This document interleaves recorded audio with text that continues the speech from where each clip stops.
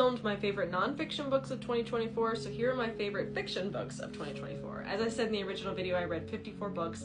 52% of those were fiction, 48% were nonfiction. So here are my top 10 favorite fiction books. Number 10 is Rainbow Black by Maggie Thrash. I did pick this up because of the cover. I am not gonna sit here and lie to you. And also on the back, I saw the word Satanic Panic and purchased it immediately, and I'm so glad I did. This was a 400-page anxiety attack. A lot was happening here. So we follow Lacey, who grows up on her family's, what would you call it? Hippie parents' rural daycare center. That's about right. And it's the 90s, and they suddenly get accused of some very heinous crimes, and in comes a satanic panic and everything that follows with that, and we just follow Lacey kind of going through the throes of that.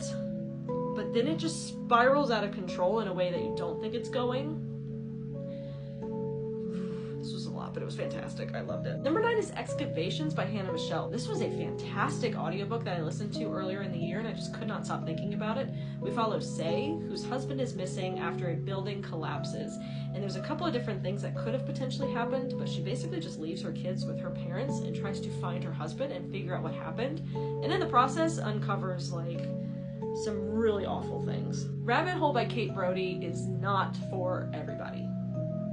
Not for everybody. The reviews for this are pretty low, but I think once it reaches its target audience, like myself, if you are interested in this at all, check the trigger warnings. You might really like it, but understand that this is not for everybody. And Kate Brody was so kind to send me this copy that she did sign and wrote me a really nice letter, because I just embrace this book so much. So in this book we follow Teddy, whose older sister Angie has gone missing, and on the anniversary of her having gone missing, their father unlives himself, and in cleaning out his stuff, she finds that he was basically trying to solve the case through Reddit.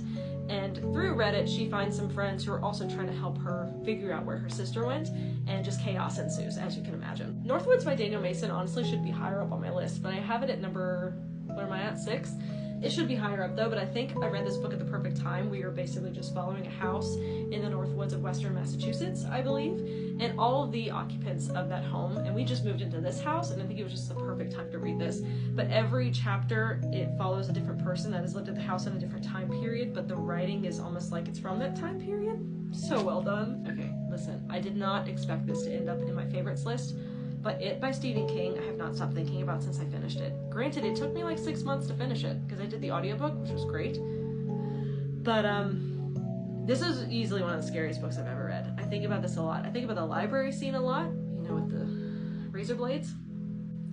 This was awesome. Beautyland by Marie Helene Bertino was just such a sweet, incredible book that I think about all the time. In this book we are following Adina, who has actually come to Earth from a different planet, and it's her job to send faxes back to her home planet about the human race.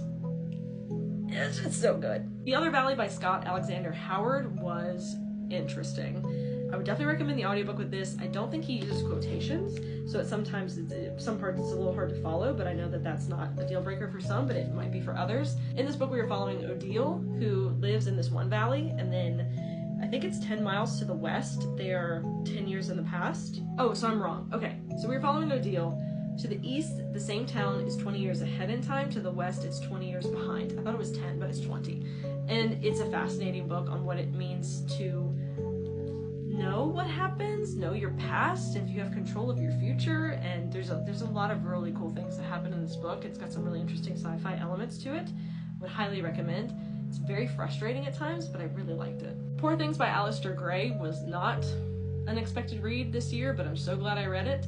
I did watch the movie afterwards, and I did make a video about it. I hated the movie, but I loved this book. This was phenomenal. Bella Baxter I think about all the time. All the time. If you read the movie, nope. If you watched the movie, I would recommend reading the book.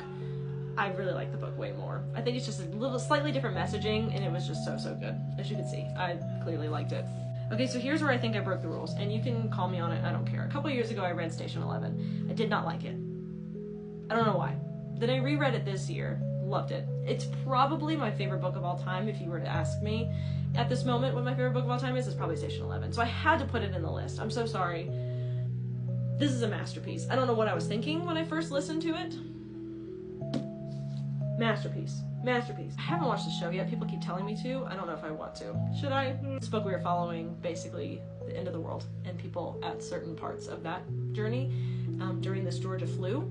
And that's all I want to tell you. If you haven't read this book, go read it. And number 1 is Martyr by Kaveh Akbar. This, I'm sure you have seen on shelves everywhere, and there's a reason, and it's a good reason. This book is phenomenal. The writing is just incredible.